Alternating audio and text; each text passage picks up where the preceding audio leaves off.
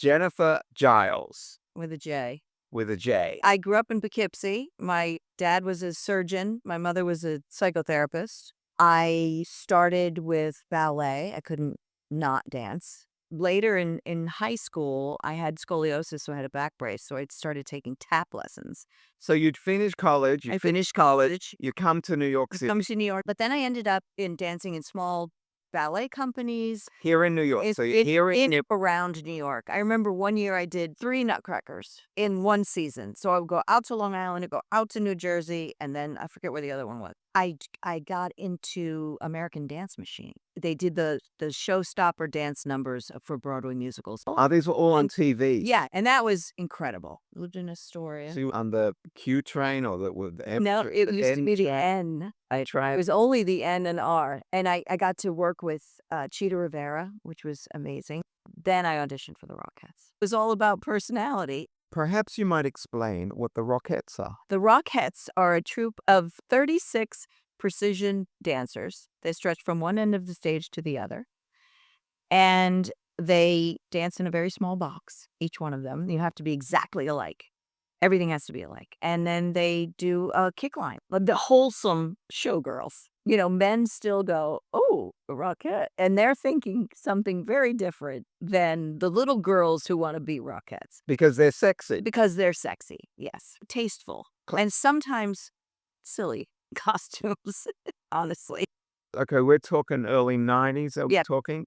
But I auditioned. It was the first time they were hiring 12 new girls at once. So where did you find out? In Backstage, which was a trade paper. The ad said, seeking world-famous Rockettes, good pay, full health benefits, must be 5'5" to 5'10" and stockinged feet, willing to work 14 hours a day, 7 days a week during the holidays, must be proficient with large flatulent animals and small screaming children. I auditioned.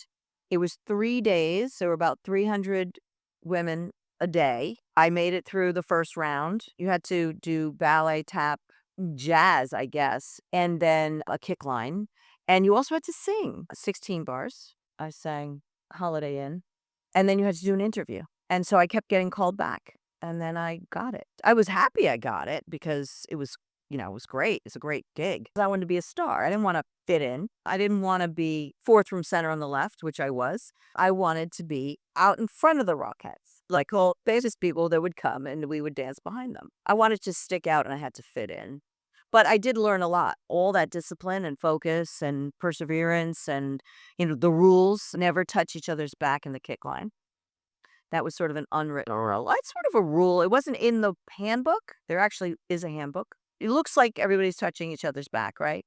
Because it looks like we clearly have our hands around each other's waist. But if you touch while you're dancing, you could accidentally push your neighbor. And they could all fall. We also had to weigh in, which they don't have to do now. And then we had to get body fat content testing to determine a 6-pound weight range. Mine was 117 to 123. And you end up to weigh in right before the start of each season. Butt naked. I was only a few of us that did that because we were worried. Get on the scale. And then I would have like a bacon, egg, and cheese and a bag of Cool Ranch Doritos and a coffee at my dressing table. The point is everybody had to look exactly the same. How many years? Officially 6 years. So the first year, I was completely exhausted, doing 5 shows a day. 5 shows a day? 5 shows a day. 9, 12, 3, 6, and 9 p.m. 88 minutes. We were in the nativity scene. I walked behind the gold camel as it pooped all the way across the stage, holding a flag. There was a bar restaurant down the block. There used to be a vodka-soaked pineapples behind the bar.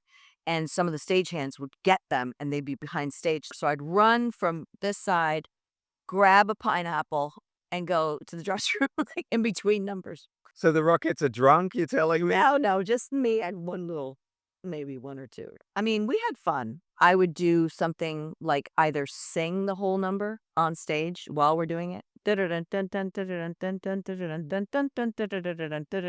Like relentless.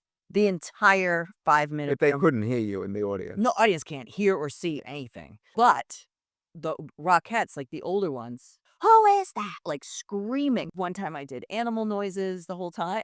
like just like completely silly things. There were moments where laughing so hard with my friends that we were like, "Hmm," like snort laughing While dancing? while dancing. Radio City It's is just very just New so York. amazing. Radio City, the actual stage and the machine, how it runs, and all the people that work on the shows, that is incredible. 6,000 seats in the audience, but then backstage, hundreds of people working on that show. There's a live orchestra and all the shows. And the small Rockette rehearsal hall, they had cots set up. You could go in there and nap between shows. You know, I never lost my individuality. I want to thank you. This was fun.